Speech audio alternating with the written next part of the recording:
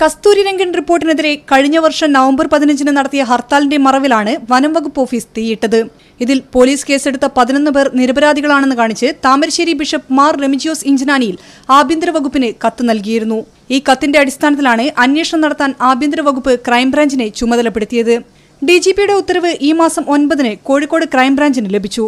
ഇതിന്റെ അടിസ്ഥാനത്തിൽ പ്രതിചേർക്കപ്പെട്ട 2 പേരിൽ നിന്ന് ക്രൈംബ്രാഞ്ച് ഡിവൈഎസ്പി KV സന്തോഷ് മൊഴിയെടുത്തു.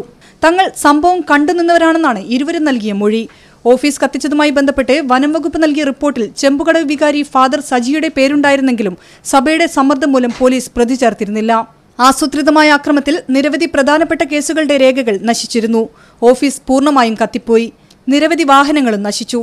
നിലവിൽ താമരശ്ശേരി ഡിവൈഎസ്പി സദാനന്ദനാണ് കേസിന്റെ അന്വേഷണ ചുമതല. പ്രതിചേർക്കപ്പെട്ടവർ നിരപരാധികളാണെന്ന് തെളിഞ്ഞാൽ പോലീസിന് വീണ്ടും കേസ് അന്വേഷിക്കേണ്ടി വരും. ഇത് ലോക്കൽ പോലീസിന്റെ അന്വേഷണത്തിന്റെ വിശ്വാസ്യതയെ ചോദ്യം ചെയ്യും.